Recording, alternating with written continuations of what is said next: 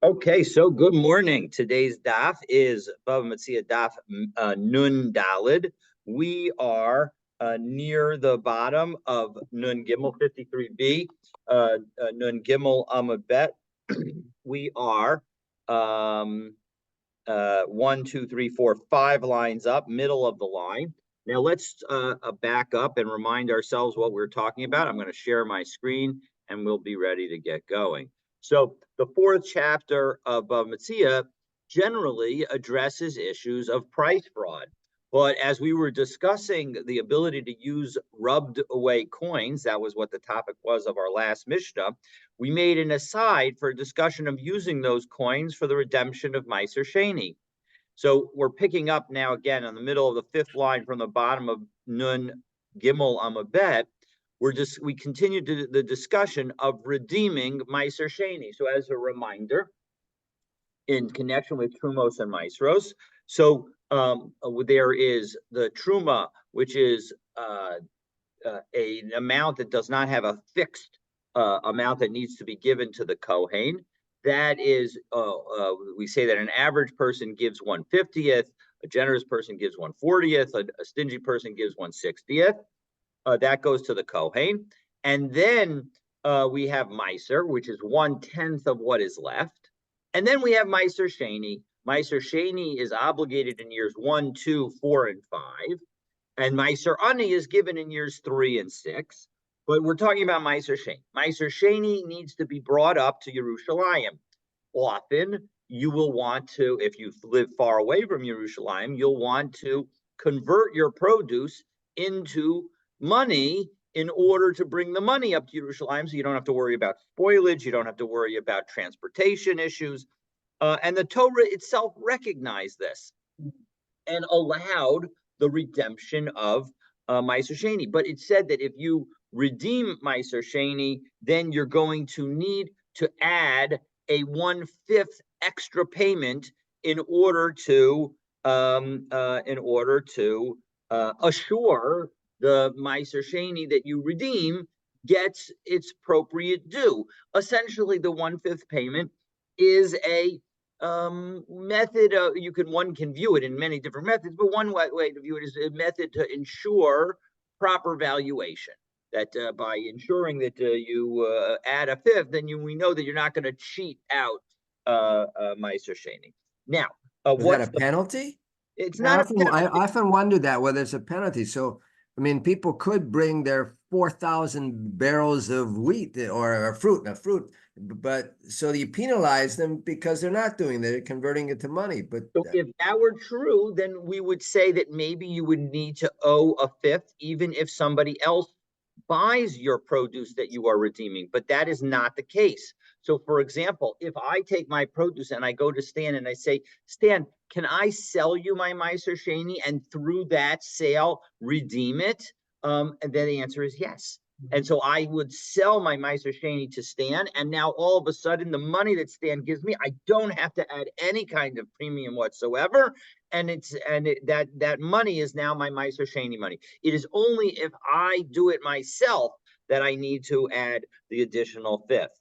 And let's take a look, and we'll see the pasuk inside. so The why pasuk, wouldn't everyone do that then if they could oh yes, of course. obviate themselves from paying this fifth? No, that is presumably what most people would do, and it's a special incentive to ensure that you get the market price. That's exactly right, 100%. But some people, if you live by yourself, if there's nobody around you, so you might want to do it. There are a number of reasons that you might want to do it on your own. But let's take a look at the pasuk, and we'll see it inside. It's Vayikra Kaf Zayin pasuk Lamed Aleph. V'im ga'ol yigal ish mima'asro. So if in fact somebody redeems his own Meiser, Kamishiso Yosef Alab, he has to add a fifth. Okay, and we're gonna talk during today's daf whose fifth this is, how do you calculate the fifth? In fact, that's going to be the topic that we're going to discuss right this second. So let's dive in. Ibaylahu, they ask, Chumsha milagav or Chumsha milabar? Do we say that this fifth is on the inside or on the outside? So what does that mean? Rashi helps us out. 5 lines from the bottom, Nun Gimel Amud Bet. in the bottom, towards the bottom of Rashi, Chum Shamilagav, Al Shava Esrim Zuz, that on the value of what does it mean to be on the inside? It means that when you have 20 zuz of produce, Mosif Arba, you add 4, because how much is 1/5 of 20? 4. So Shehen Chum Sho Shel Karen, because that is 1/5 of the principal. Or do we say no? You calculate it from the outside. And what does that mean? Arba riv'ai mosif chamishis, that on the 4 that you have to add a 5th one. Minachutz, from the outside. Dahabaluhu le'esrim zuz chamshes zuzi. So now when you have 20 zuz of produce, you have to add 5. So, and how do we calculate it, right? It's a magic, it's really a amazing trick of numbers, that when you add a 4th to something, now you have 5 equal portions of what you calculated as a 4th, right? So if I add 25 to 100, so now I have 5 equals 5 portions of 25. So similarly, when it comes to the if I start with 20, if I add 5 to it, so now I have 5 equal portions of 5. And because 5 times 5 is 25, so if I add 5, that's how I get to the 5th from the outside. So Amar Ravina, Ravina is going to answer it for us. And this is why when we often, when we say that it's a 5th, we're going to talk about it actually being a quarter, because there are a number of situations. We'll see 4 different situations during the course of today's Gemara of where we add a 5th. And in every situation, that's the answer is that it's really a 4th because of a Ravina statement. So Amar But Ravina, it's a 5th of the final amount. Exactly. It's a 5th of the final amount. That's exactly right. And that's what it means from the outside. Okay. So Amar Ravina Tashma Haba'alim Omrim Be'esrim. If we have a Mishnah that says that the owner says, if the owner of this Mishnah is dealing with the following: I make a donation to the Beit HaMikdash, and I make a donation of something that is not suitable for a korban, or I have intention to specifically donate it for the proceeds for the upkeep of the Beit HaMikdash. So then I am now that item that I donate, assuming that it's not money, it will need to be sold off. And so the same rule that we said that applies to my redeeming my own property, and I have to add a 5th, also applies in the case where I redeem property that I donated to Hektish. And here's the story. If when the Beit HaMikdash auctions it off, and the owner says, I'm going to bid 20, and some other person, any other person also says 20, Habalim Kodman, we're going to put the owner first. Why? Because he's adding a 5th. So Amar Echad Harei Alai Be'esrim Be'echad. Oh, what happens if the owner bids 20 and somebody else offers 21? As we turn to Nundalet Amad Aleph, so Habalim Nosnim Esrim B'Sheish. In that situation, the owner has to give 26. How do we calculate that? Do we calculate that because he bid 20, so he's going to give 25, but somebody else bid one more than him, so he needs to match that. And so as a result, he's going to add 5, the amount that he's paying as a penalty for being the one who's redeeming it, to the 21, and that's how you get to 26. Esrim Ushnayim. What happens if somebody else bids 22? Well, then Habalim Nosnim Esrim B'Sheva. He has to bid 27. So even though he had only bid 20 and he should effectively get it for 25, we're going to make him pay the extra 2 in order to recognize the fact that he has to still match the bid of the third party, because it's that bid of the third party is still less than his bid of 20 plus his penalty. So be'esrim b'shalosh, habalim nosnim esrim b'shmona. So if somebody else bids 23, he's going to have to give 28. Be'esrim b'arba, if he gives 24, habalim nosnim esrim b'shesha. Now he's going to have to give 29. Esrim b'chamesh, if somebody bids exactly what he was going to bid, what is going to pay, so then habalim nosnim shloshim, he's going to pay 30. Effectively, he's going to match the top bid because the bid is less than or equal to the amount that he would have to pay based on his own bid, and he's going to have to still pay the 5 penalty. What he doesn't have to do is pay the penalty associated with the increased bid. Okay, because he's not. Why does he only pay 25? 30 in the last case and not 31, right? Because after all, shouldn't he have to pay, or 31 and a quarter, right? Shouldn't he have to pay the 1/5 not only on his own but on the amount that was bid? And the answer is no. We don't have to. He doesn't have to pay. He only bid 20. He doesn't have to bid 1/5. He doesn't have to pay the 1/5 penalty on the person on the what's extra in the bid of the third party. So shmami na kol mishum lavar. But bottom line is how much did he add for each of these cases? He added 5. And why did he add 5? Because 5 is 1/4 or 1/5 of the end result of 25. And so that shows that we calculate the 1/5 from the outside. Shma mina, that's a good proof.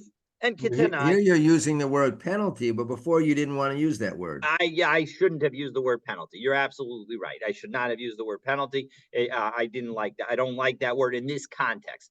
In this context, it's sort of like I don't view it. I don't like to view it as a penalty. So thank you for noting that I shouldn't I have used that word.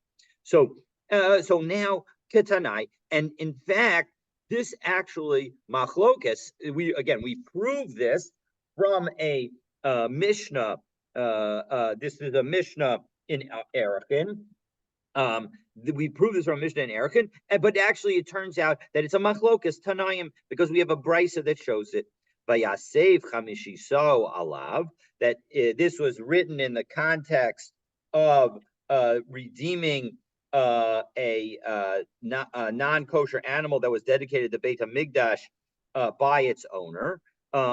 This is the context of Hektish. It's at the end of Sefer Vayikra, the last parak of Sefer Vayikra, and it says that he adds a 5th to it. So that it and its 5th together shall make up 5 equal parts. That is the way the Divrei Rabbi Yoshia. That's what Rabbi Yoshia says.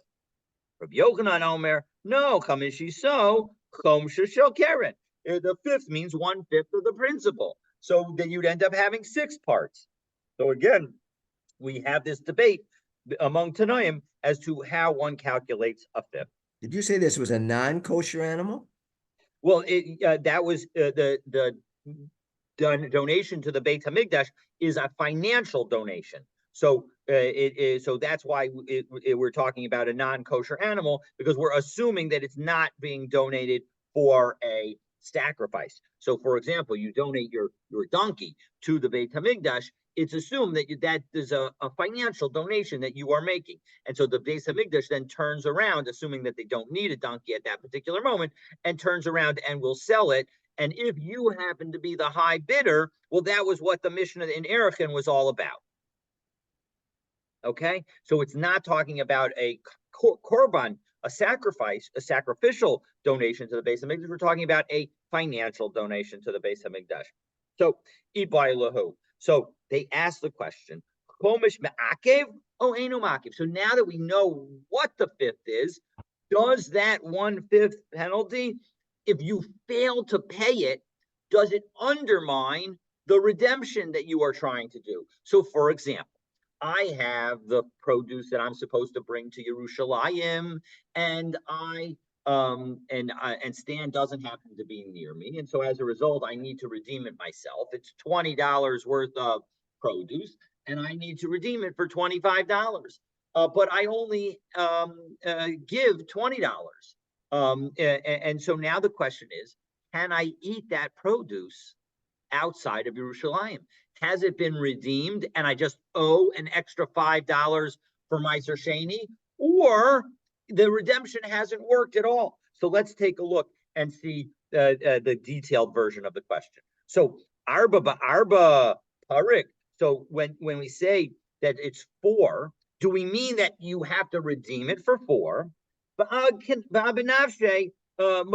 chomish, and that on your own, I'm sorry, is that a cuff or I can't tell. I'm sorry, my eyes are so not good. But mosif chomish, and does he add 1/5 on his own? Alma chomish lo ma'akid, and therefore it would seem to be, if the true obligation is 4, and I'm just adding a 5th as a way of supplementing.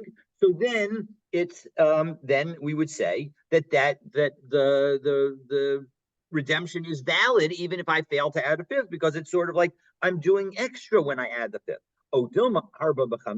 Or do we say no? The entire redemption is keyed to the fact that I'm going to redeem it for 5. So the chomish ma'akif, and therefore the adding the 5th is necessary for the redemption to take effect. So Amar Ravina, here, listen to this, and you'll see why I think Ravina says I have the answer. So Tashma, hadamai ein lo chomish ve'ein lo biur. When it comes to demai is produce that is purchased from an am haaretz, and they separate trumot because they're worried about the death penalty associated with eating truma intentionally. And so as a result, they don't want to have any truma, but they're not so specific and they're not so careful about taking meiser, even though meiser also includes an element of truma with it, because the Levi has to then give 1/10 of what he gets as trumas meiser. But in any event, even though a majority separate, some do not. And so the rabbis required one to take ma'asrot as a result of this uncertainty.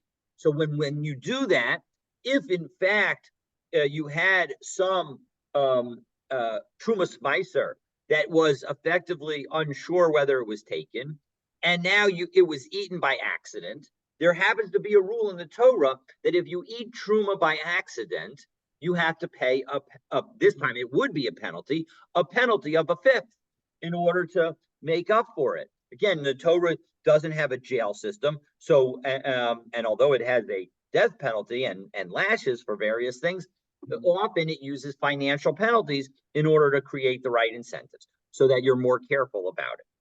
And so you'd have to pay a penalty of a 5th. But what we're saying is demai does not have that, is not subject to that penalty of a 5th.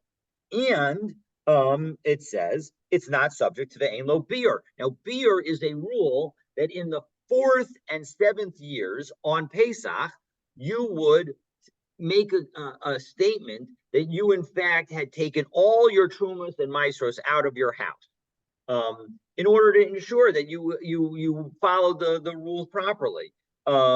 I believe that this is in Parshas Kiseitze, and the end of Sefer Devarim. It gives the details of what would be said, but the bottom line is that it's not subject to that either. But the important one is that it's not subject to the 5th. So ha karen yeshlo. But what would you have to do if you ate it by accident? So then you would have to make up for the principal. So my timer, what's the reason? Oh, I'm sorry. This doesn't have to be a payment for the trumas meisers. It could be that because you hadn't taken the meiser for demai, it doesn't necessarily have to be about truma. It could be that since you haven't taken off the meisers for demai, we're talking about when you do take the maestros and now you separate it out, and you separated what would be Meiser Sheni, you don't need to pay the 1/5 associated with it. But you do, if you're going to redeem it, you need to pay the keren. So my timer, keren de ma'akev d'oraisa, doesn't this show that the principal redemption is what is obligated from the Torah, Isa, but the rest, but the Rabbanan. And that's why you're going to have it by the rabbi's rule. So meaning that the rabbis created a Meiser Sheni special for Demai, even though we're not sure that it's required.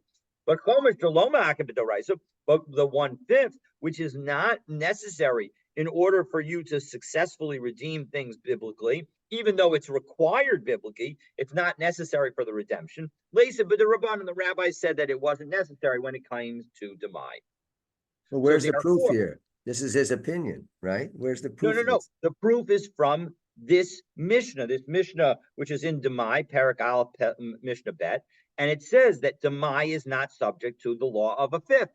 So it shows that the rabbis did not require the redemption of Meiser Sheni that you take out of Demai, right? Again, Demai is Truma has been taken, but I bought it from an Amma Aretz. Now I need to take off Meiser and give it to a Levi, and then I need to take Meiser Sheni and bring it to Yerushalayim. So now on the Meiser Sheni that I took off of Demai, do I need to pay the 1/5 penalty if I redeem it myself?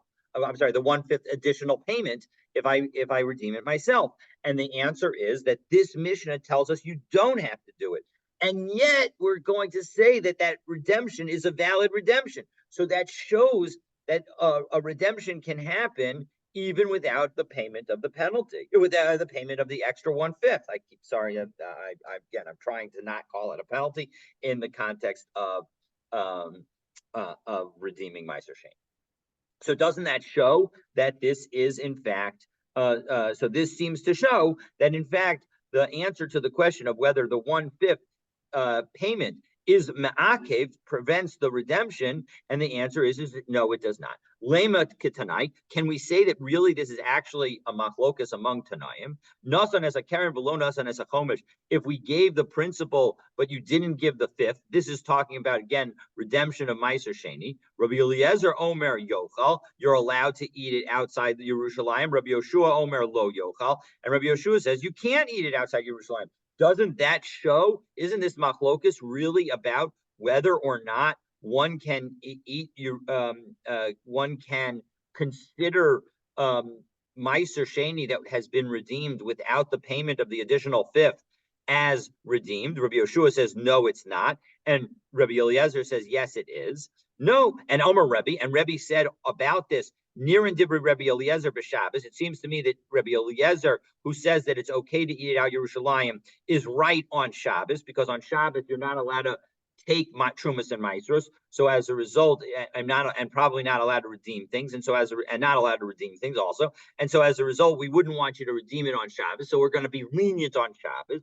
But Rabbi Yoshua b'chol, and Rabbi Yoshua makes sense on a weekday, because then you could just go ahead and do the extra redemption, and so as a result, we should stop you from eating it.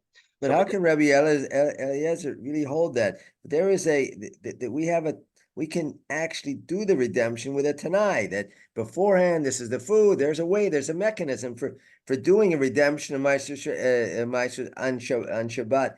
Even though you're not doing it on Shabbat, derech Tanai, there is a formula for this. Yes, 100%. But the bottom line is that's what Rebbe is saying, that we can, that again, and we'll see that it's because of the oneg of Shabbos that we're going to want to be lenient in order to facilitate the enjoyment of Shabbos. Because remember, even though you might be able to find some way, although I think that that's primarily with respect to Truma? not with respect to redemption. That's with respect to the taking of Truma and Meiser. So you can say that the top portion of it is Meiser. Here you already have produce that is identified as Meiser Sheni.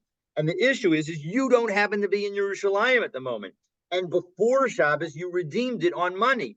And so as a result, the question is can you eat all of this produce that has been redeemed? And so that's the question that is in front of us. So, and let's take a look at additional aspect of the proof. The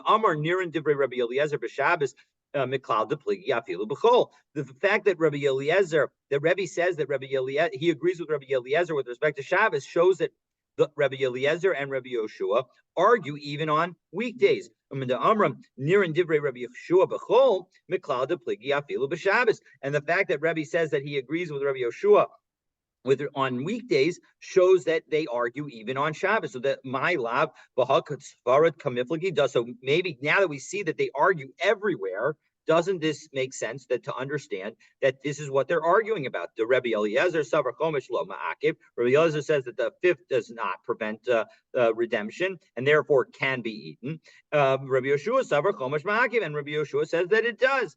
So Amar Papa Lo, no. Everybody agrees that maybe that the fifth does not prevent the redemption. And what they're arguing about is whether we should have a rabbinic decree that says people might be negligent and not make up for the 1/5 that they failed to contribute. Rabbi Yoshua says we're worried about somebody failing to make up the 1/5 that they still owe to Meiser Sheni, and therefore we're going to prevent them from eating that Meiser Sheni that has now been redeemed, but the 1/5 has not been paid until after the 1/5 is paid. Umar Sabar Lo Cheshin L'Mishiyusa, and Rabbi Eliezer says, no, we're not going to be worried about that negligence, and therefore we're going to allow you to eat it. Okay, so we haven't necessarily brought a proof, but the bottom line is we have everything that we've seen is consistent with the concept that we do say that the fifth is not ma'akev. So Amar Rabbi Yochanan, Hakol Modim Behektish Shechilel. Everybody agrees that when it comes to hektish, again, property that you donated to the Beis Hamikdash that is now going to be sold, and it's now going to be sold to you who consecrated it, so you'd have to add a 1/5. That we in that situation, in that situation, we're going to say that the property is unconsecrated, even if you haven't yet paid the penalty. So in that case that we had before, where you bid 20 and the other guy bids 20, and now you have to pay 25, but you've only got 20 in cash on you. And so you give the Beis Hamikdash treasurer 20, and now we're going to say that that's redeemed. You can now use it for yourself, and it won't be subject to Me'ilah. You won't be using the Beis Hamikdash's property, because why? Because the temple treasurers will make sure that you successfully pay up, because they'll find you in the marketplace and collect from you. I don't want to make too much of association with the mob, but they'll, we know where you live. Exactly. They have their own police system. But they're going to allow him to use it anyway? The point is he paid the 20. So we're going to say, according to Rabbi Yochanan at the moment, we're assuming that we're going to allow that person to use the redeemed property, even though he hasn't yet paid the 1/5 additional payment. Because after all, because we know he's going to eventually pay it, because they're going to find him and collect from him. So that's why we'll allow him to use it. Now, we're going to challenge that. One second, are you telling me that Rabbi Yochanan doesn't recognize that there's a machlokus between Rabbi Eliezer and Rabbi Yoshua, even with respect to hektish? Ba'atanya, we have a brisa that shows specifically that they argue. Nasan as a keren, below nasan lo as a chomesh. If you gave the principal, and this is in the context of a sale by the treasury of the Beis Hamikdash of hektish, and you didn't give the chomesh, Rabbi Eliezer Omer Chilel. Rabbi Eliezer, consistent with his statement before, says that that's considered deconsecrated, and therefore it can be used. But Chachamim Omer Lo Chilel, and Rabbi Chachamim say it's not.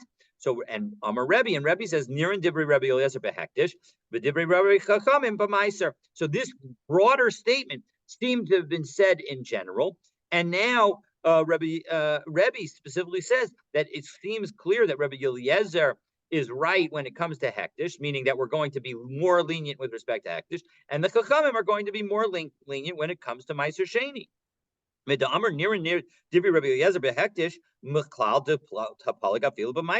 And the fact that we're going to say that Rabbi Eliezer seems right when it comes to hektish, doesn't that show that that it would imply that they argue even when it comes to Meiser? As we saw earlier, we saw the brisa said that they argue with respect to Meiser. And when it said that the Chachamim seem to be right when it comes to Meiser Sheni, it seems like they would argue again that they would be consistent with Rabbi Yoshua's view, that they would argue even when it comes to hektish. So we see that they must argue both with respect to hektish and with respect to Bat Meiser Sheni. So Ela Iyad Mar Hachimer. So we're going to reconstitute Rabbi Eliezer's Rabbi Yochanan's statement. What did Rabbi Yochanan say? Amar Rabbi Yochanan Hakol Modim B'Shabbos Behektish. Everyone agrees that when it comes to Shabbos on hektish, shechilel, then we're going to say that a person is considered to have deconsecrated. Because again, what's the whole concern here? It's all a concern is somebody going to be negligent. And so as a result, when we have that the Gizborim, the treasurers, are going to find you in the marketplace, and it's Shabbos, so we want to give you an opportunity to have greater joy of Shabbos, well, then Shechilo, then we're going to say that it's deconsecrated, because Chada Diksiv V'Karasa L'Shabbos Oned, we say that Shabbos should be a day of enjoyment. And again, we know that you're not going to get away with it because the treasurers will find you in the marketplace. Okay. So when is he redeemed it? He redeemed it Friday afternoon? I mean, we're Yeah, not saying he redeemed it on Shabbat itself, though, right? No, it's not saying that he redeemed it on Shabbos itself. He redeemed it when the Beit HaMikdash ran the auction. He won the auction, so he's going to need to pay the amount that he bid plus the 1/5 payment.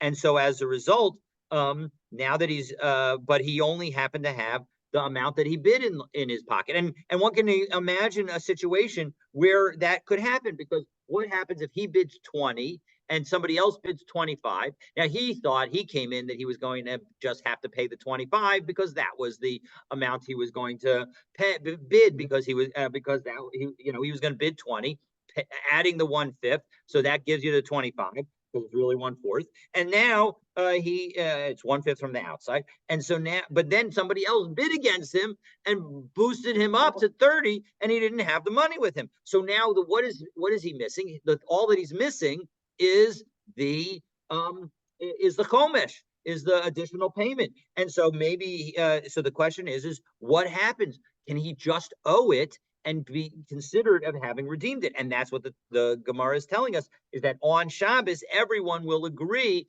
that we'll allow him to use it on Shabbos. But come after Shabbos, then we're going to tell him, you got to pay up. And again, the reason that we're going to allow him to use it on Shabbos is because of a combination of the fact of Oneg Shabbos, plus we know he's going to pay because he's going to be, the treasurers are going to find him in the marketplace. When did this take place? On Monday? And he said a whole week, or did it take place on Friday afternoon? Well, it doesn't really matter, but the bottom line is that he hasn't. It could be that he was just negligent and didn't pay back, but he pay the additional 1/5 yet. But the bottom line is that on Shabbos we're going to be a little bit more lenient because we want him to enjoy his goods on Shabbos, and we know that he'll eventually pay back because the treasurer collectors will find him. It just seems that the time frame, it's a little bit hard to conceptualize this time frame. If the auction was on Monday, say, okay, you can use it through Shabbat. No, he doesn't get to use it on any day other than Shabbos.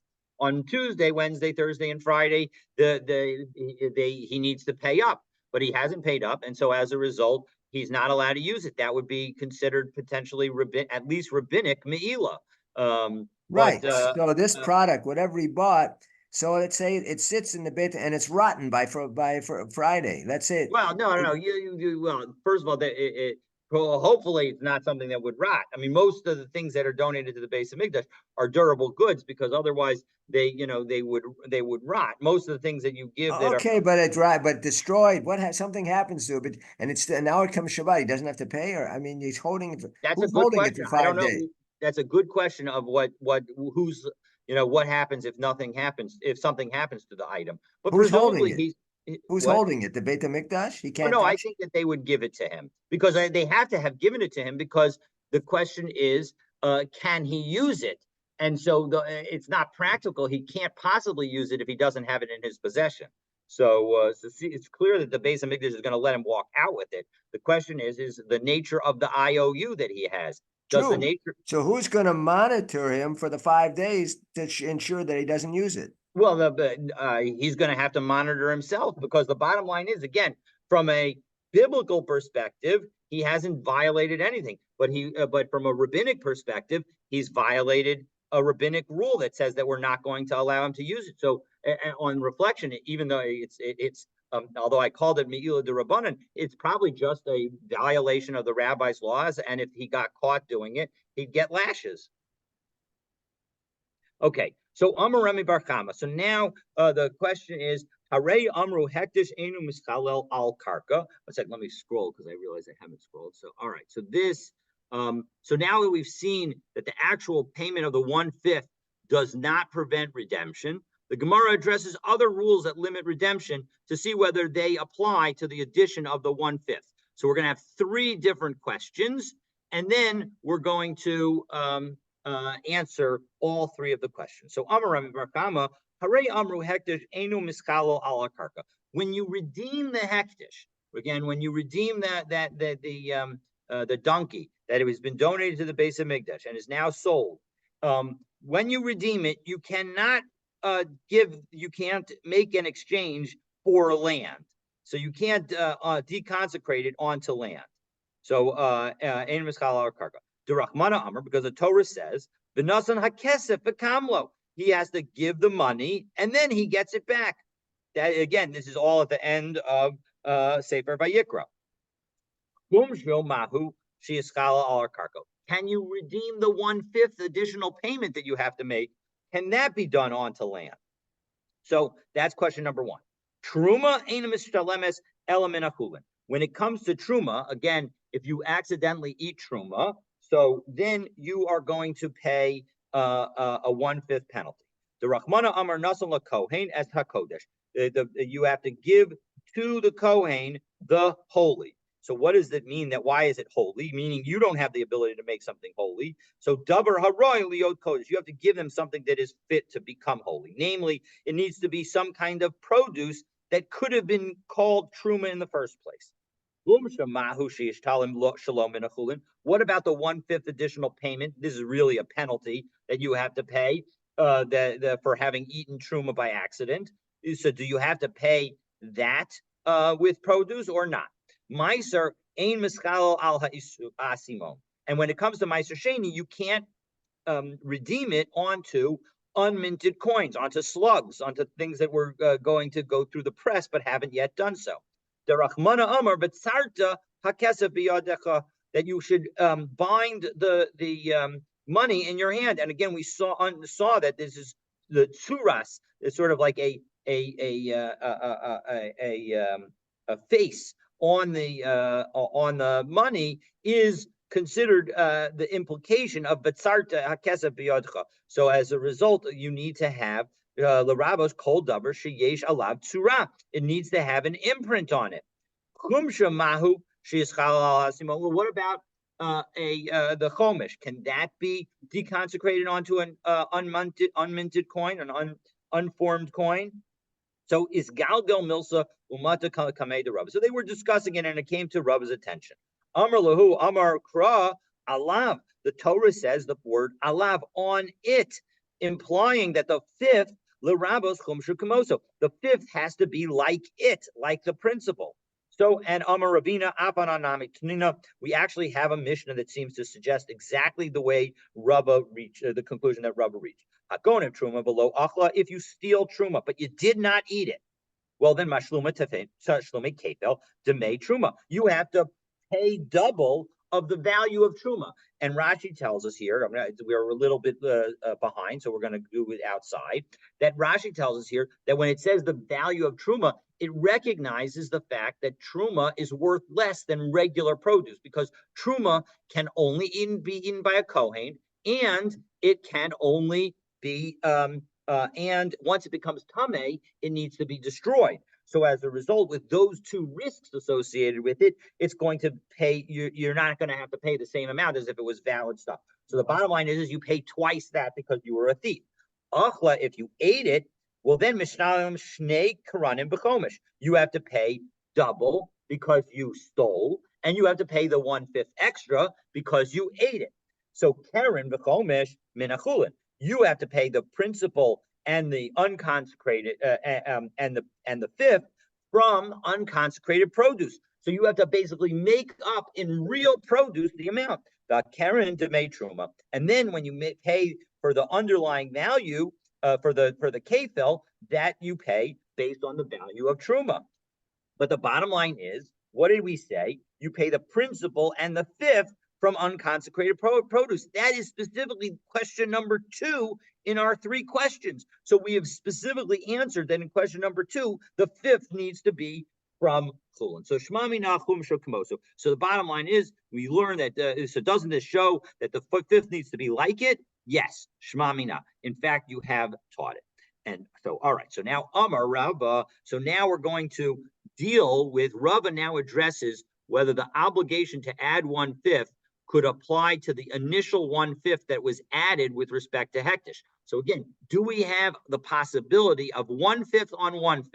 So, so for example, if we're going to now let's go straight to it. Because Gabi Gezel, when it comes to stealing, now it doesn't mean literally stealing. Here we're talking about the oath of stealing. We saw this within the last few weeks, where if you swear that if I leave you my computer to watch, Stan, and you say, I don't know what happened to it, I lost it, etc., and you swear falsely, even though you were actually responsible, even for it, for you actually took it for yourself, you are going to owe me the computer plus a fifth. There again, I think that would be more of a penalty. So why do we need to say that? Because the Torah says the chamishisav, it's fifth, and it's chamishisav is fifths plural. Yosef alav, you should add to it. Utanan nasan loas a karen, and he pays him the karen. V'nishba lo ala chomesh, and he swore concerning the fifth. Harezeh mosif chomesh al chomesh. So if in fact you were to swear falsely, if I were to come to you now and say to you, hey, you still owe me the 1/5 on the computer that you said that you lost, but in fact was still in your possession and you'd stolen it from me. And you say, no, I already paid you that. And I'll swear that I paid you that. So now again, you ended up swearing a second time on the 1/5. You'll owe me a fifth on the 5th. Exactly. Exactly. Until the amount that we're swearing on is less than a shava pruta.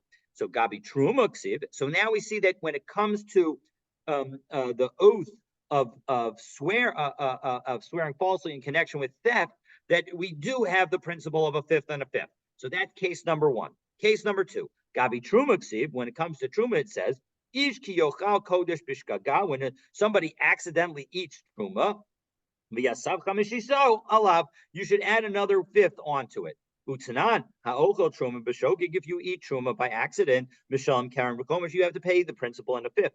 Echad ha'ochel ve'echad ha'shosa ve'echad ha'sach, whether you eat it, you drink it, or you use it for some anointing purposes. Echad truma tahora ve'echad truma tmeheya, and it doesn't make a difference whether it's tahor or tameh. Mishalim chumsha v'chumsha dechumsha. And not only that, but once you paid it, if let's say I end up eating, we'll pretend Stan's a Kohen for a moment. So I gave Stan my Kohen truma, and then I ate it by accident because I forgot that I had left it where I had left it. And now, I give him the principal amount and the fifth. And now Ken comes and accidentally eats that. Well, even though that all was just wasn't original truma, but it had the holiness of truma based on what I did. So then not only is Ken going to have to pay the same principal on the principal, but he's going to have to pay the principal and the fifth even on the 1/5 extra. Okay, so therefore we see that when it comes to... But it's already eaten, right? The first person already ate it. I ate the original, but then I made up for it and gave him new fruit. And now you ate the new fruit that was given as a replacement. Even the 1/5 that was added to it, you could potentially be obligated to pay a fifth on. The 1/5 on the new fruit? Yes. So again, I gave Stan 4 bushels of truma to eat, okay, because he's a Kohen. And now I accidentally ate all 4 bushels, so now I owe him 5 bushels. So now I gave him 5 bushels, okay, of the new stuff. And now you accidentally ate the new stuff.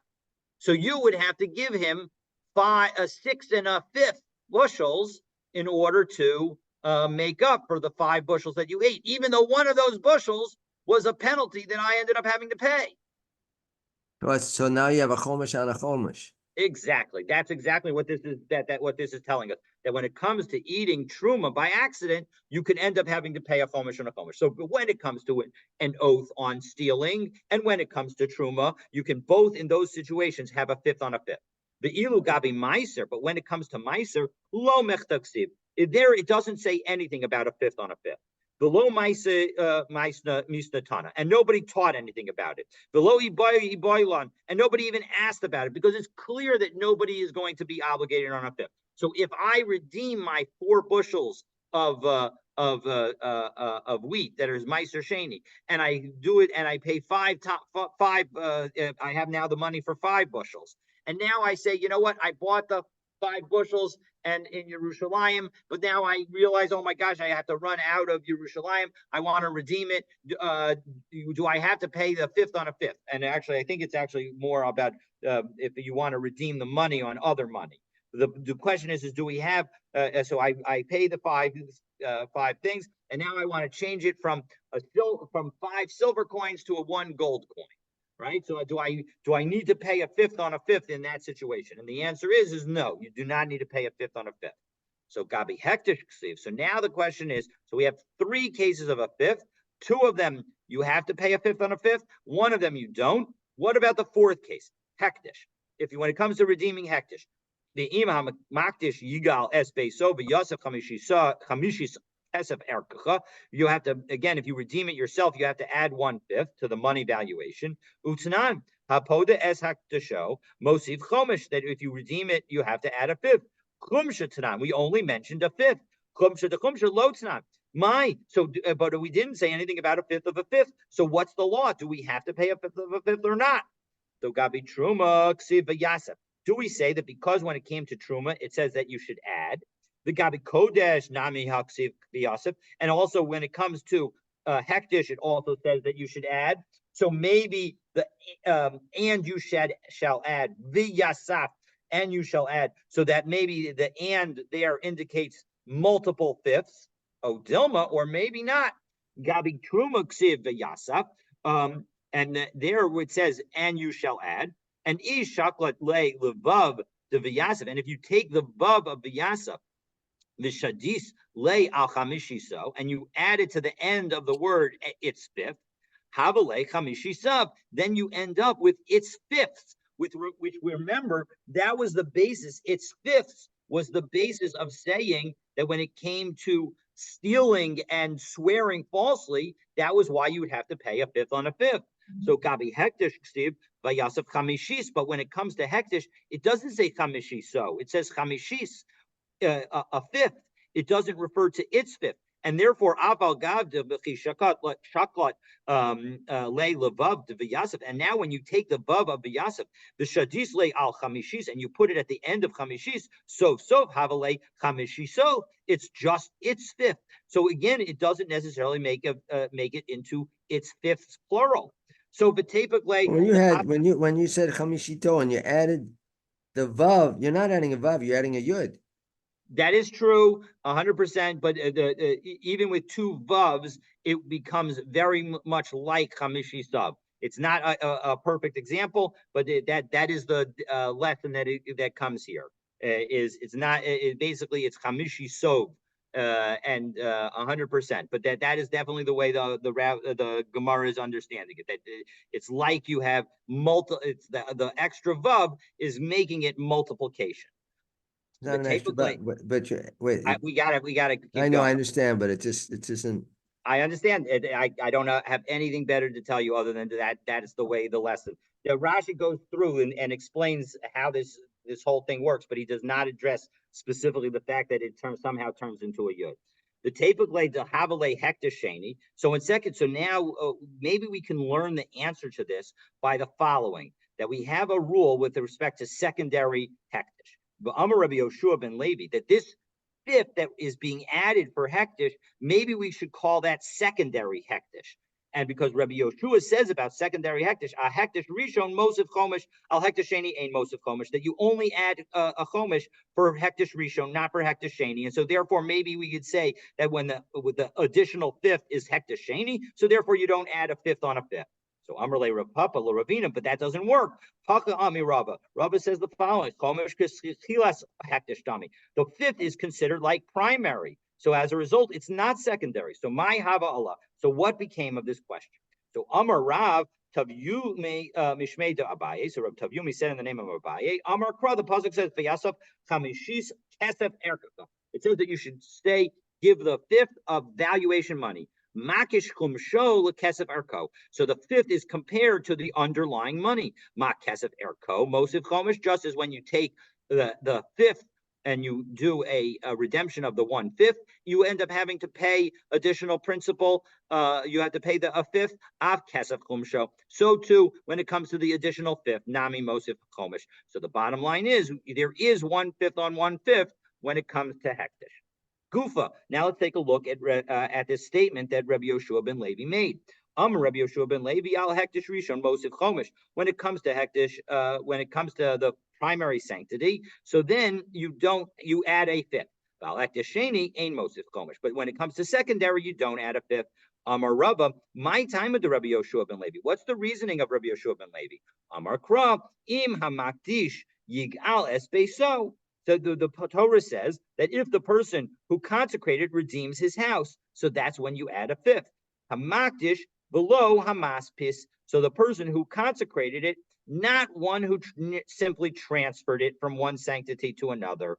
So if you go from one place to another, then you won't have to add a fifth on the redemption. But if you do it from the original, if that was the original sanctity was on that item, then you would have to add a fifth. So Tani Tana de Kamei de Rabbi Elazar. So a Tana taught the following brisa in front of Rabbi Elazar. When it comes, and if the animal is a non-kosher animal and you redeem it according to the valuation, you're going to have to add a fifth. Again, this is also from the end of Vayikra. So the Torah again specify. Why does the Torah specify a non-kosher animal? So ma behema tameya miyuchedes, just as a non-kosher animal is its own item, shetchila sa hektish, that it's unique in the fact that it is a primary sanctity, but v'kula l'shamayim, and it all goes to heaven, meaning you can't be a carbon where the owner gets part of it. And there is some kind of me'ila, meaning if you use the Beis Hamikdash as property, you're subject to the penalty of me'ila.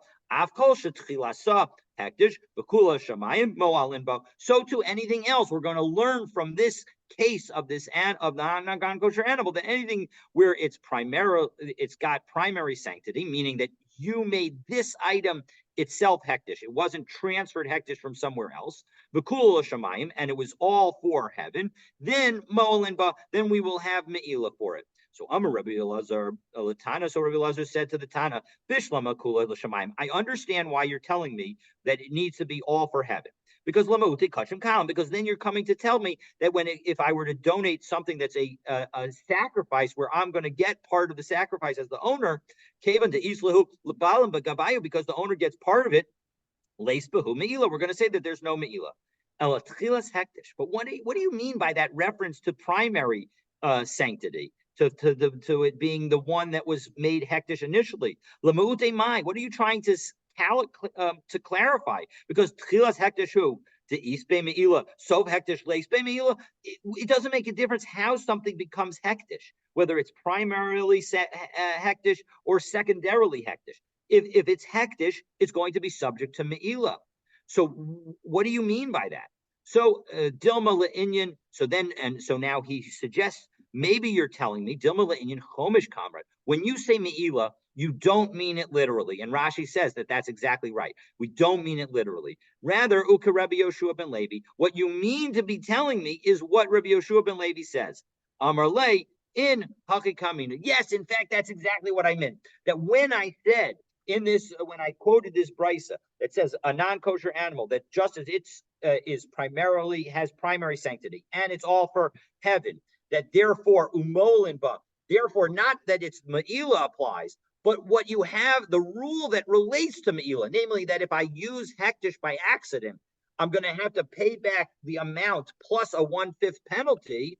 So in that situation, that rule will also apply only when we're dealing with Tchilasa Hektish, when something that has primary sanctity. And that is, again, that's what Rabbi Yoshua ben Levi's rule is. So we're not quite done with this brisa that we just quoted, but we will pick up, God willing, from But here. if you say this is Shemayim, don't we normally say when something is kula l'Shemayim, it's a sacrifice?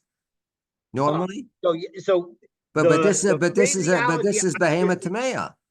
so exactly, this is definitely not you're right that the language can be a little confusing, because an ola is fully to Hashem, we say, and yes, and that's obviously a sacrifice, but this also is and the answer is that we actually, it's the laws of Me'ila are consistent with this law, meaning that if I have an animal that I want to bring as a shlomim, and now I use the animal which has been donated to the, which on some level is set aside for a korban.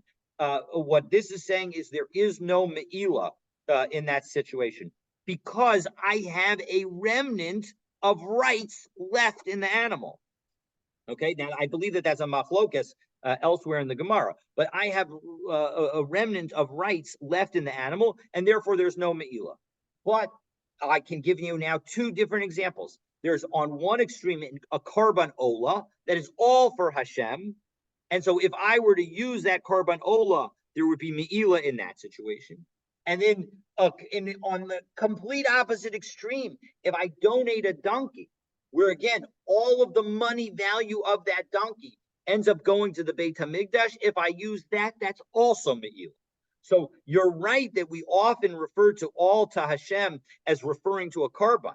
But in this context, when we say kula l'shamayim, that it all's for heaven, we don't mean, and therefore it's a sacrifice. We just mean that it all belongs to the Beit HaMikdash. And so as a result, that's the context. And and again, if you take a look, it's a couple parshios from now, at the end of Sefer Vayikra in Bechukosai, we'll be dealing with that exact law that says that, in fact, if you donate an animal to the Beit HaMikdash, that animal will get sold because it's not useful to the Beit HaMikdash as a sacrifice, and therefore it will be sold. And if you are the one who redeems it, you have to add a 1/5 additional payment. Oh, so in this case, kula shamaya does not mean a korban. Correct. It most definitely does not mean a korban. That was a little confusing. I mean, and normally we think it is a korban. I'm acknowledging that it can be confusing, because kula shamayim is definitely also used in the context of a korban ola. So you're 100% right to recognize that confusion. You highlight the fact that, notwithstanding the fact that one might have hoped that the Gemara would always use the same terms in the same manner, that is not the case. Sometimes the Gemara will use one term in one context and then use it in a different context with a different meaning in another situation. And that's exactly the case here. Kula Shemayim is often used in the context of a korban ola, but here it's used in the context of something that's being donated to the Beis HaMikdash, where all of the proceeds are going to the Beis HaMikdash. Okay. All right. So again, we'll be, God willing, learning together over Yontif in person at HIR an hour before Mincha. Eli has got these 2 days. Shabbos is back to Motzi Shabbos. And then the last 2 days of Yontif, I'll be doing again an hour before Mincha here at HIR, probably in the lobby. In the lobby? Yes, because it's just easier than trying to get upstairs in case it's locked, etc. And this way you can find it very easily. Most likely I will try and learn in the lobby. If I'm not in the lobby, so then you can feel free to check upstairs, but I'm going to try and be in the lobby because I just think that it's the easiest place to learn. Easiest place to find us, exactly, is what I really need to say. All right. Have a wonderful Chag Kasher B'Sameach. Is this in Pesach? You'll be on the Zoom on Thursday and Friday, right? I'm going to be on the Zoom on Thursday and Friday. God willing, same bat time, same bat channel as usual. And next Sunday, okay, all right. And Sunday is, Sunday, Ellie will be doing, and it will presumably, unless something comes up, it will be at 7:45 in the morning. So I think we've now gone through all of Yontif. So that's 7:45. So an hour before Mincha tomorrow and on Wednesday, 7:45 in the morning on Zoom and in person on Thursday and Friday. After Shabbos, about an hour after Shabbos, Motzi Shabbos, on back to 7:45 on Sunday morning, and then an hour before Mincha on Monday and Tuesday, and then 7:45 back Motzi Yontif on Wednesday, Thursday, and Friday as well. 7:45. All right. Motzei Yontif. Motzi Yontif, what do you mean by Motzi? Motzi Yontif, the day after Yontif. Oh, yeah, you mean the day after, okay. When, exactly. On Wednesday we'll be back to 7:45 in the morning. That's, I believe, May 1st. When you And said then, Motzei Yontif, I'm thinking at yeah, night. no. We're all going to be changing our so. All right. Have a fabulous Yontif. Chag Sameach. Chag Wonderful Sameach. to see everybody.